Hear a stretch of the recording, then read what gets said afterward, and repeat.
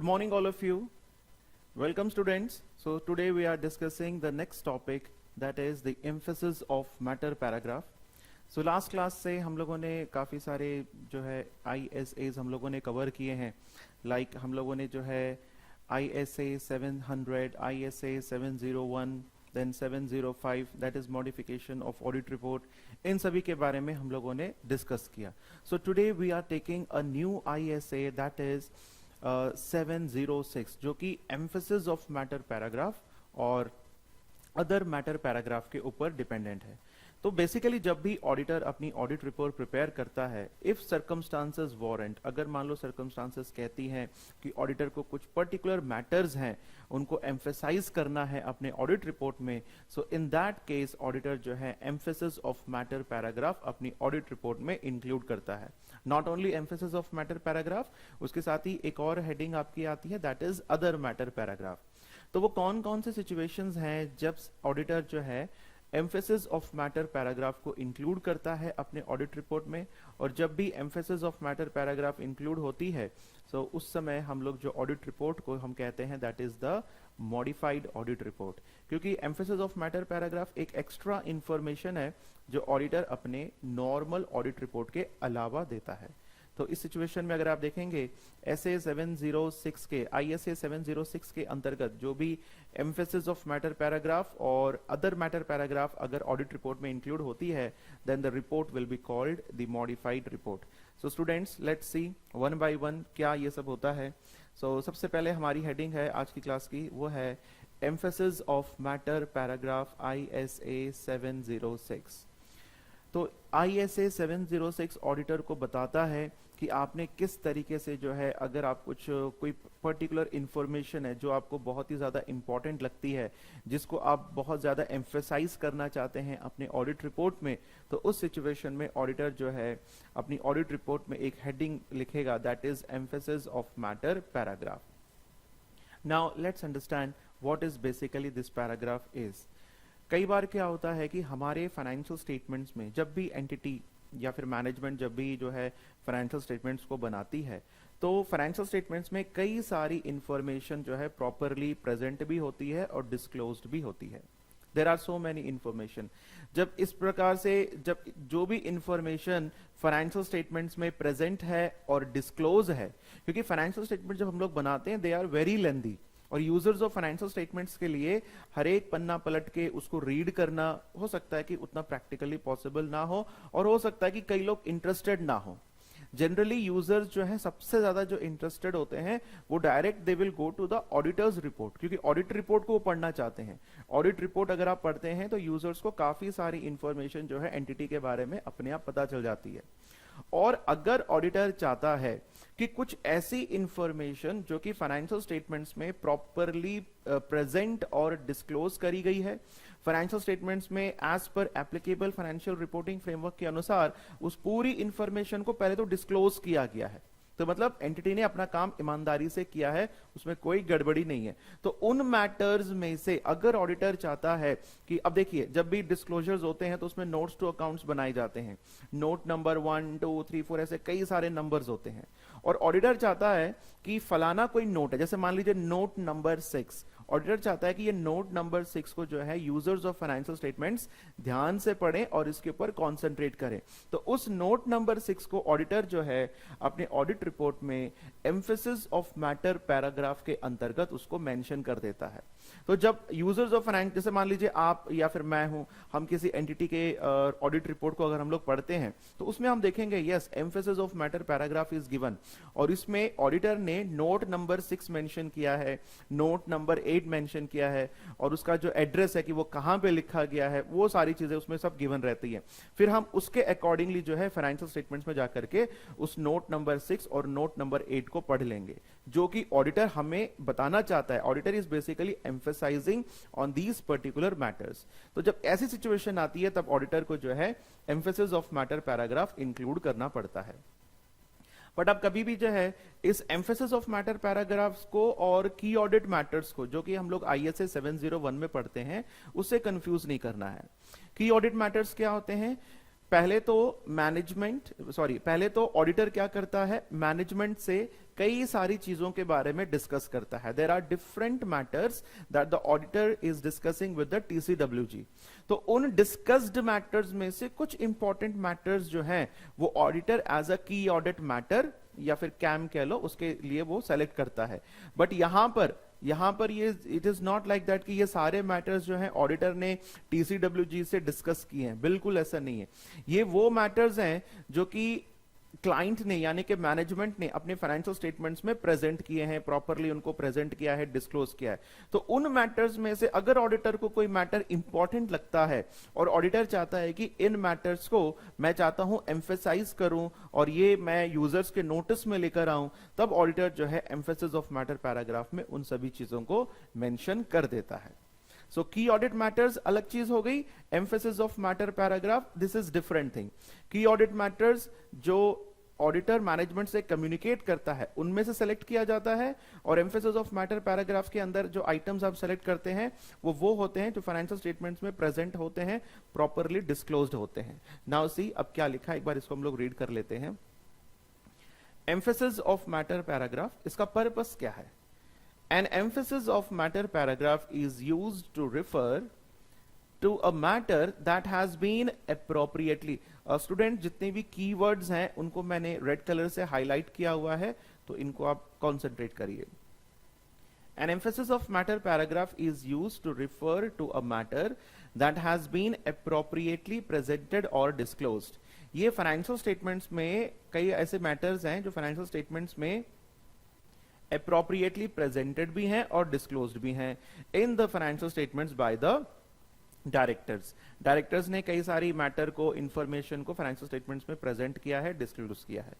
The auditor's judgement is that these matters are of such fundamental importance to the users। और auditor का judgement क्या कहता है कि इनमें से कुछ ऐसे मैटर्स हैं जो फंडामेंटल इंपॉर्टेंट, जो काफी इंपॉर्टेंट हैं, किसके लिए? यूजर्स के लिए। For understanding of the financial statements that the auditor should emphasize the disclosure। तो जब भी ऑडिटर को लगता है कि इन मैटर्स में से जो कि एंटिटी ने फाइनेंशियल स्टेटमेंट्स में प्रेजेंट किया है, अप्रोप्रिएटली और डिस्क्लोज किया है, उनमें से कुछ मैटर्स यूजर्स को जानना बहुत जरूरी है, जिससे कि यूजर्स जो है फाइनेंशियल स्टेटमेंट्स को और बेहतर तरीके से समझ सकें। तो उनको ऑडिटर क्या करता है स्टूडेंट्स, वो एम्फेसाइज कर देता है, ठीक है ना, मतलब इस पर्टिकुलर मैटर में उसको मेंशन कर देते हैं हेडिंग के अंतर्गत। अब एग्जाम्पल्स यहां पे हमें गिवन है, examples of such fundamental matters include.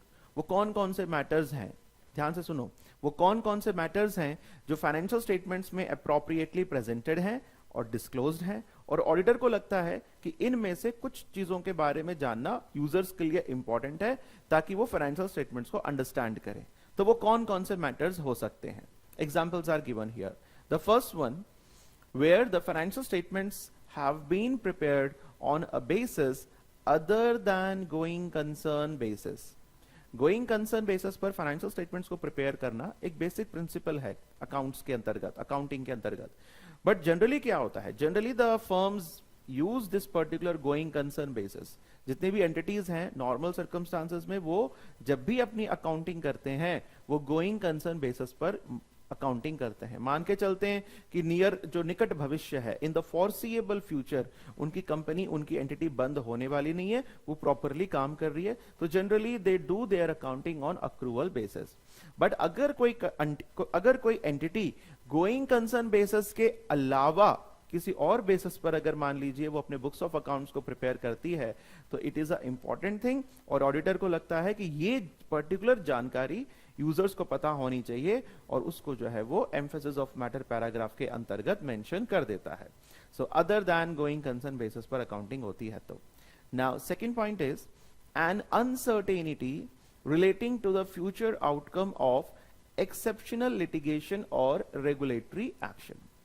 अगर मान लीजिए किसी लीगल अथॉरिटी ने एंटिटी के खिलाफ कोई एक्शन लिया है, या फिर एंटिटी के खिलाफ कोई लिटिगेशन, कोई केस चल रहा है, किसी ने कोई केस फाइल किया है, और उसके बारे में जो है अनसर्टेनिटी है, मतलब उसके बारे में पॉजिटिव रिजल्ट आएगा, नेगेटिव रिजल्ट आएगा, ये हमें नहीं पता, और इस बात को एंटिटी ने अपने फाइनेंशियल स्टेटमेंट्स में नोट्स टू अकाउंट्स में प्रॉपरली मेंशन किया है।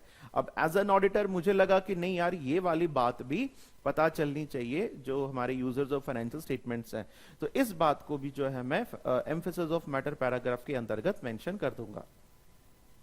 The next example is a significant subsequent event, this is important word, subsequent event occurs between the date of financial statements and the date of auditor's report। देखिए students, ये मैं आपको एक number line के द्वारा इसको समझा देते हैं। देखिए जैसे मान लीजिए हम लोग 31 मार्च, इसको हम लोग कौन सी डेट कहेंगे? This is called date of financial statements, जिस दिन तक हमारे फाइनेंशियल स्टेटमेंट्स हमको बनाने हैं। फिर इसके बाद आप मान लीजिए 6th of April. So this is approval. This is called approval date of financial statements. ये तो हो गया फाइनेंशियल स्टेटमेंट की डेट हो गई, और 6th of April is the approval date। यानी कि आप ऐसे मान के चलिए जब 31 दिसंबर तक जितने भी ट्रांजैक्शंस हुए हैं, उन सभी 31 मार्च तक जितने भी ट्रांजैक्शंस हुए हैं, उन सभी ट्रांजैक्शंस को हमें क्या करना होता है? फाइनेंशियल स्टेटमेंट्स में इंक्लूड करना होता है, उनको प्रिपेयर करने होते हैं। बट 31 मार्च को एकदम से फाइनेंशियल स्टेटमेंट्स बन करके तो तैयार नहीं हो सकते, उसके लिए टाइम लगता है, कई सारे ट्रांजैक्शंस हुए होते हैं। तो फाइनेंशियल स्टेटमेंट्स को प्रॉपरली प्रिपेयर करके फाइनली अप्रूवल जो मिला है वो 6th of April को मिला है। तो ये हो गई अप्रूवल की डेट, यानी कि डायरेक्टर्स ने जो है फाइनेंशियल स्टेटमेंट्स को वगैरह बना करके एंटिटी का स्टैंप लगा दिया कि yes the financial statements are approved by us, इस तरीके से उन्होंने बोल दिया। अब ये जो अप्रूव्ड फाइनेंशियल स्टेटमेंट्स हैं, इनके ऊपर ऑडिटर जो है ऑडिट करता है, और फिर वो अपनी जो है ऑडिट रिपोर्ट, अब ऑडिटर जो है ऑडिट रिपोर्ट प्रेजेंट करता है। और मान लो ऑडिट रिपोर्ट की डेट हम लोग मान लेते हैं 15th of May, like this. तो इस तरीके से फाइनेंशियल डेट से लेकर के ये जो ऑडिट रिपोर्ट की तारीख है, यहां से लेकर के यहां तक के बीच में जो भी इवेंट्स होते हैं, उनको स्टूडेंट्स हम कहते हैं सब्सिक्वेंट इवेंट्स, क्योंकि फाइनेंशियल डेट के बाद हुए हैं, 31 मार्च के बाद हुए हैं, बट ऑडिट रिपोर्ट को प्रेजेंट करने से पहले। After 31 March and before audit report, इस पूरे पीरियड को हम लोग कहते हैं सब्सिक्वेंट। तो इस सब्सिक्वेंट पीरियड में अगर कोई भी सब्सिक्वेंट इवेंट अगर हुआ है, तो उसके बारे में अगर ऑडिटर को लगता है कि नहीं ये सब्सिक्वेंट इवेंट जो है यूजर्स ऑफ फाइनेंशियल स्टेटमेंट्स को पता होनी चाहिए, तो उसको भी एम्फेसिस ऑफ मैटर पैराग्राफ में ऑडिटर इंक्लूड कर देते हैं। जैसे मान लीजिए आफ्टर फाइनेंशियल, जैसे मान लो कि फाइनेंशियल डेट के बाद यानी कि 31 मार्च के बाद एंटिटी, मान लीजिए अगर कोई इवेंट है, कोई लिटिगेशन अगर वो हार जाती है, या फिर एंटिटी के ऊपर कोई पेनल्टी लग जाती है, या फिर एंटिटी के गोइंग जो कंसर्न है उसके ऊपर खतरा मंडराता है, इस प्रकार की कुछ भी इंपॉर्टेंट सब्सिक्वेंट इवेंट्स हैं, तो उनको भी ऑडिटर जो है अपने एम्फेसिस ऑफ मैटर पैराग्राफ के अंतर्गत मेंशन कर देता है। Now next one is early application of new accounting standards. Basically अगर हम बात करें यहां पे, तो we are talking about IFRS। कई बार क्या होता है स्टूडेंट्स, जैसे कोई एंटिटी है, वो एंटिटी एक पर्टिकुलर अकाउंटिंग स्टैंडर्ड को फॉलो कर रही है, और अथॉरिटीज ने डिसाइड किया कि नहीं अब इस एंटिटी के ऊपर ये अकाउंटिंग स्टैंडर्ड नहीं लगेगा, इसके ऊपर कोई और अकाउंटिंग स्टैंडर्ड लगेगा, न्यू अकाउंटिंग स्टैंडर्ड लगेगा। तो इस प्रकार से अगर एंटिटी के ऊपर कोई न्यू अकाउंटिंग स्टैंडर्ड लगता है, या फिर कोई एंटिटी जो है एडवांस डेट में ही जो है कोई न्यू अकाउंटिंग स्टैंडर्ड्स को अडॉप्ट करती है, तो ये भी एक ऐसी जानकारी है कि जो ऑडिटर जो है वो यूजर्स ऑफ फाइनेंशियल स्टेटमेंट्स को बताना चाहता है कि इस साल से हमारे इस एंटिटी के ऊपर जो है न्यू अकाउंटिंग स्टैंडर्ड एप्लीकेबल है। तो this is also a matter of emphasis. तो इसको भी ऑडिटर जो है एम्फेसिस करने के लिए एम्फेसिस ऑफ मैटर पैराग्राफ में लिखेगा। Then major catastrophes that have had a significant effect on the entity's financial statements। कोई भी मेजर कैटास्ट्रोफ्स हैं, कोई अनसर्टिनिटीज हैं जो फ्यूचर में हो सकती हैं, कोई लॉसेस हैं एंटिटी को हुए हैं जो कि फाइनेंशियल स्टेटमेंट्स में प्रॉपरली मेंशन्ड हैं, तो उनको ऑडिटर जो है एम्फेसाइज करने के लिए एम्फेसिस ऑफ मैटर पैराग्राफ के अंतर्गत प्रेजेंट कर सकता है. So the next point is where the corresponding figures have been restated.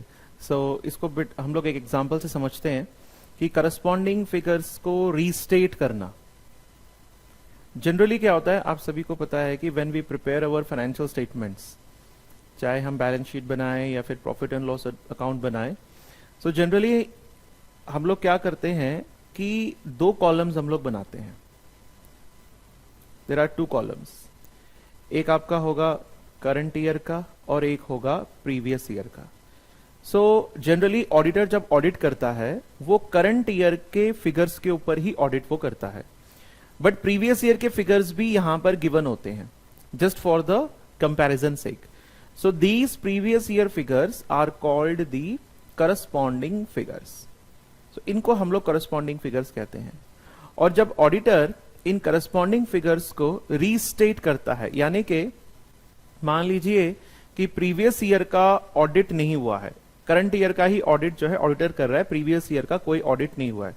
So previous year में कुछ पर्टिकुलर अमाउंट्स हैं जो कि ऑडिटर को लगे सही नहीं है, तो फिर उसने जो है उनको रीस्टेट किया गया, या फिर एंटिटी ने जो है उनको जो है दोबारा कैलकुलेट करके कुछ भी यहां पर जो है इन फिगर्स को जो है चेंज किया गया. तो ये जो चेंज्ड फिगर्स होते हैं, करस्पॉन्डिंग फिगर्स में अगर किसी प्रकार के चेंजेस वगैरह होते हैं, उनको रीस्टेट किया जाता है, तो ये भी एक इंपॉर्टेंट इंफॉर्मेशन है जो ऑडिटर को लगता है कि यूजर्स ऑफ फाइनेंशियल स्टेटमेंट्स को पता होना चाहिए.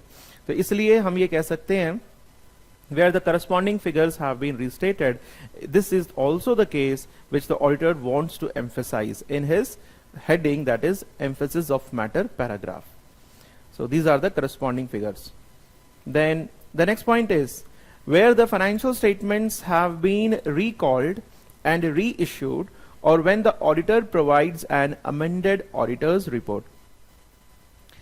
इसको भी हम लोग पहले समझते हैं. इसका मतलब क्या है कि फाइनेंशियल स्टेटमेंट्स को रिकॉल किया गया है एंड री इश्यू किया गया है, और when auditor provides amended audit report, यानी कि जो फाइनेंशियल स्टेटमेंट्स, वही एग्जांपल हम लोग ले लेते हैं.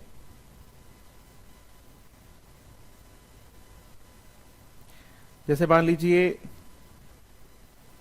31 मार्च ये हमारी बैलेंस शीट डेट हो गई, और मान लेते हैं 6 अप्रैल ये हमारा हो गया अप्रूवल का.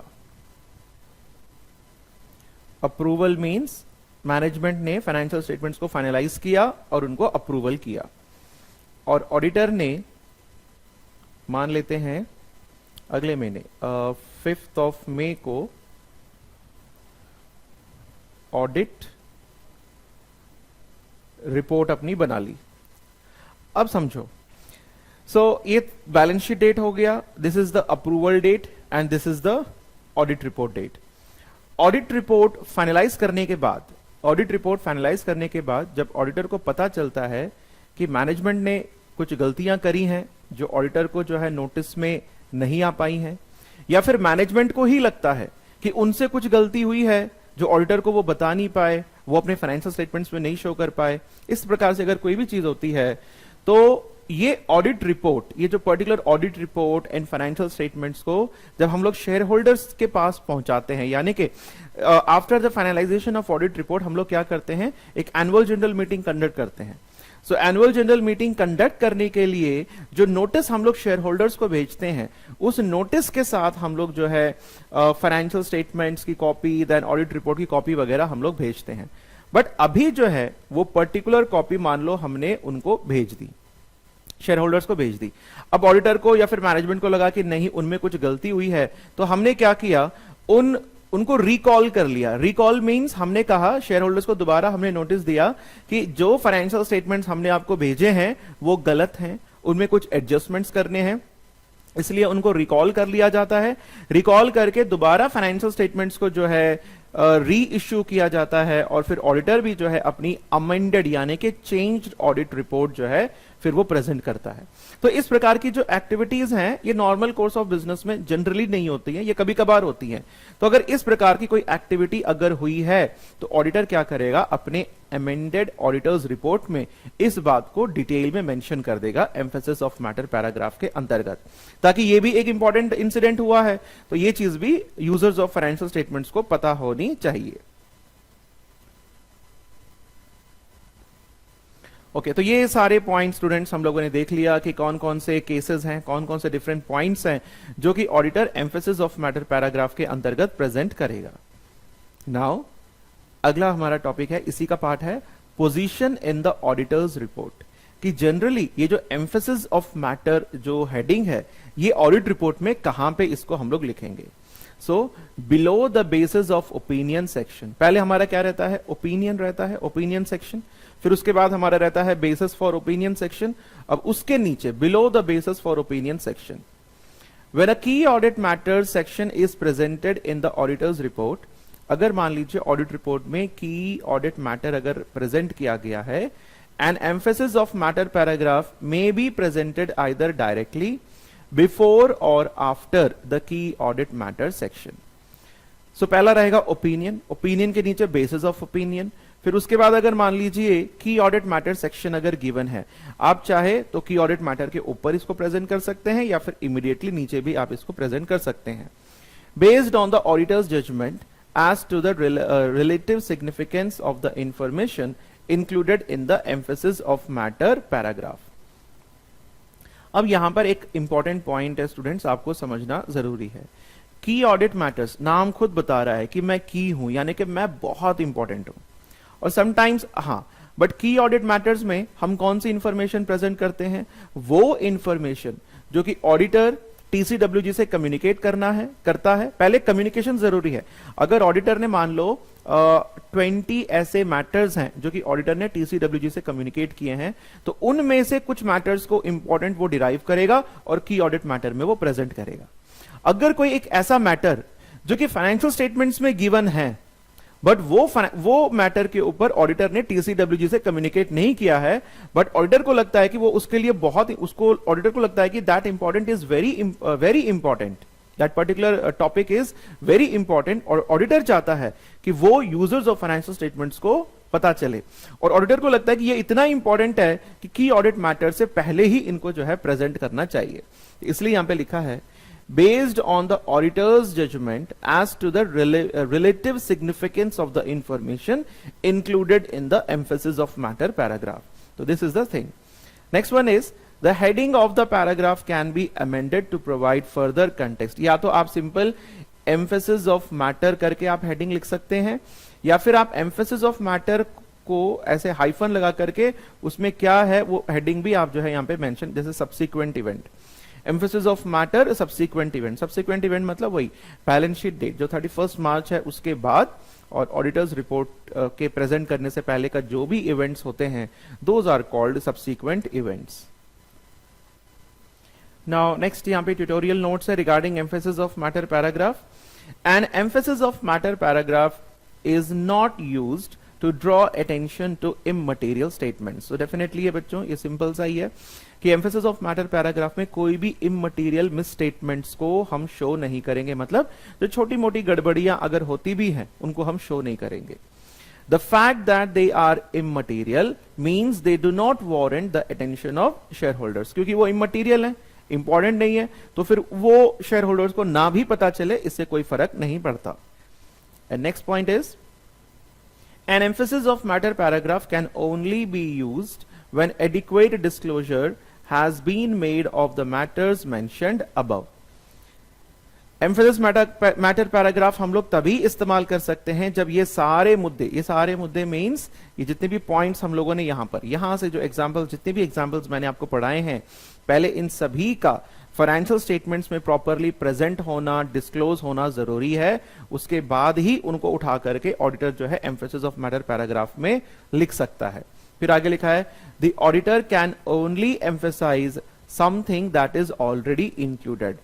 ऑलरेडी मतलब ये सारे जो मुद्दे हैं फाइनेंशियल स्टेटमेंट्स में पहले ही प्रेजेंटेड हैं और डिस्क्लोज्ड हैं, बट उसको ऑडिटर क्या कर रहा है, एम्फेसिस ऑफ मैटर पैराग्राफ के अंतर्गत जस्ट उसको जो है एम्फेसाइज कर रहा है, वो नोट नंबर वगैरह उसको लिख दिया जाता है। फिर आगे लिखा है where adequate disclosure has not been made, अगर मान लीजिए कोई भी मुद्दा है, चाहे कोई लिटिगेशन की बात हो, कोई सब्सिक्वेंट इवेंट की बात हो, या फिर एनी अदर मैटर, जो पीछे हमने जो भी पॉइंट्स हमने पढ़े हैं, अगर इनका कोई भी adequate disclosure has not been made, the opinion will need to be modified. अगर इनमें से कोई भी एक चीज, जो भी मैटर्स हैं, अगर वो फाइनेंशियल स्टेटमेंट्स में डिस्क्लोज्ड नहीं है, तो ऑडिटर क्या करेगा, अपनी ओपिनियन को मॉडिफाई कर देगा। And emphasis of matter paragraph should not be used, तब वो पर्टिकुलर पॉइंट के बारे में जो है आप एम्फेसिस ऑफ मैटर पैराग्राफ में यूज नहीं कर सकते। सीधी सी बात है स्टूडेंट्स, एम्फेसिस मैटर पैराग्राफ में कौन सा एलिमेंट आता है, कौन सा मैटर हम इंक्लूड करते हैं, जो फाइनेंशियल स्टेटमेंट्स में प्रेजेंटेड है। अगर मान लीजिए फॉर एग्जांपल एंटिटी ने जो बुक्स ऑफ अकाउंट्स प्रिपेयर करे हैं वो गोइंग कंसर्न के बेसिस पर नहीं करे हैं, ठीक है, और इस बात को जो है फाइनेंशियल स्टेटमेंट्स में प्रॉपरली मेंशन किया गया है, तो फिर ऑडिटर इस पर्टिकुलर पॉइंट के रिगार्डिंग अपना ओपिनियन मॉडिफाई नहीं करेगा, क्योंकि मैनेजमेंट ने सब कुछ प्रेजेंट कर दिया है फाइनेंशियल स्टेटमेंट्स में, तो ऑडिटर केवल उस मुद्दे को उठा करके एम्फेसिस ऑफ मैटर पैराग्राफ के अंतर्गत उसको बता देगा। बट अगर मान लीजिए सिचुएशन दूसरी कर लेते हैं, अगर मान लीजिए एंटिटी जो है गोइंग कंसर्न के बेसिस पर अकाउंटिंग नहीं करता है और इस बात को उसने फाइनेंशियल स्टेटमेंट्स में मेंशन नहीं किया है, तो उस सिचुएशन में ऑडिटर क्या करेगा, अपनी ओपिनियन को वो मॉडिफाई कर देगा, वो एडवर्स या फिर एक तरीके से एडवर्स ओपिनियन जो है वो दे देगा। तो जब वो एडवर्स ओपिनियन देगा, यानी कि जब वो अपने ओपिनियन को मॉडिफाई करेगा, तब उस पर्टिकुलर बात को जो है हम एम्फेसिस ऑफ मैटर पैराग्राफ के अंतर्गत इंक्लूड नहीं करेंगे। Next point, N emphasis of matter should not be used to highlight an issue already included in the key audit matter section। अगर कोई पर्टिकुलर पॉइंट ऑलरेडी अगर की ऑडिट मैटर सेक्शन में included है, तो उसी पॉइंट को दोबारा आप एम्फेसिस ऑफ मैटर पैराग्राफ के अंतर्गत नहीं रखेंगे। The auditor must use judgment to determine which section they consider is the most appropriate to highlight the issue। अब ये पूरा ऑडिटर का जो प्रोफेशनल जजमेंट है, जो उसको ये गाइड करता है कि फाइनेंशियल स्टेटमेंट्स के अंतर्गत प्रेजेंट किए गए, डिस्क्लोज किए गए कौन से मैटर्स हैं जिनको वो एम्फेसिस ऑफ मैटर पैराग्राफ के अंतर्गत इंक्लूड करेगा। एंड एक इलिस्ट्रेशन है स्टूडेंट्स, किस तरीके से एम्फेसिस ऑफ मैटर पैराग्राफ को शो किया जाता है। जैसे ये आपकी हेडिंग रहेगी, एम्फेसिस ऑफ मैटर पैराग्राफ, ठीक है ना, कहां पे लिखेंगे, बेसिस फॉर ओपिनियन के नीचे, और जनरली ये की ऑडिट मैटर्स के या तो ऊपर या तो नीचे, कैसे कहीं पर भी आप लिख सकते हैं। तो लिखने का तरीका देखिए, we draw attention to note 12। Note 12 means note to the accounts, ये ऑलरेडी फाइनेंशियल स्टेटमेंट्स में इंक्लूडेड है, बस हमने उसका एड्रेस लिख दिया। मतलब यहां पर हम बता रहे हैं सभी शेयर होल्डर्स को या फिर यूजर्स ऑफ फाइनेंशियल स्टेटमेंट्स को कि हम आपका ध्यान जो है नोट 12 की तरफ आकर्षित करते हैं। We draw attention to note 12 of the financial statements, which describes the effects of a fire at the premises of a third party warehouse provider। कि भाई थर्ड पार्टी वेयरहाउस पे जो है आग लग गई थी, उसके बारे में हम आपका ध्यान, we draw your attention। Our opinion is not modified in respect of this matter। और वैसी बात है, जो जो बातें एम्फेसिस ऑफ मैटर पैराग्राफ के अंतर्गत दी गई हैं, उनके उस मैटर के रिगार्डिंग ऑडिटर कभी भी अपने ओपिनियन को मॉडिफाई नहीं करेगा। मॉडिफाई क्यों नहीं करेगा, क्योंकि वो बातें सारी की सारी बातें मैनेजमेंट ने अपने फाइनेंशियल स्टेटमेंट्स में डिस्क्लोज करा है, तो फिर कोई दिक्कत ही नहीं है। तो इसलिए ये लास्ट वाला लाइन बहुत इंपॉर्टेंट है, ये चीज आपको हमेशा मेंशन करनी पड़ेगी। Our opinion is not modified in respect of this matter. So this is all about the emphasis of matter paragraph। ये emphasis of matter paragraph आपका ISA 706 के अंतर्गत इसको हम लोग कवर करते हैं। अब नेक्स्ट है स्टूडेंट्स आपका other matter paragraph. So other matter paragraph and emphasis of matter paragraph, ये दोनों आपके ISA 706 का ही पार्ट है। सो नेक्स्ट वीडियो में हम देखेंगे अदर मैटर पैराग्राफ में क्या क्या चीजें हम इंक्लूड करते हैं, और उसके साथ ही फिर हम ये भी देखेंगे कि जो हमारा पर्टिकुलर ACC का जो ऑफिशियल वेबसाइट है, उसमें हमारे कुछ टेक्निकल आर्टिकल्स गिवन है regarding this emphasis of matter paragraph and other matter paragraph. So next video में उन दोनों टॉपिक्स को हम लोग कवर करेंगे। Okay students, thank you, have a nice day.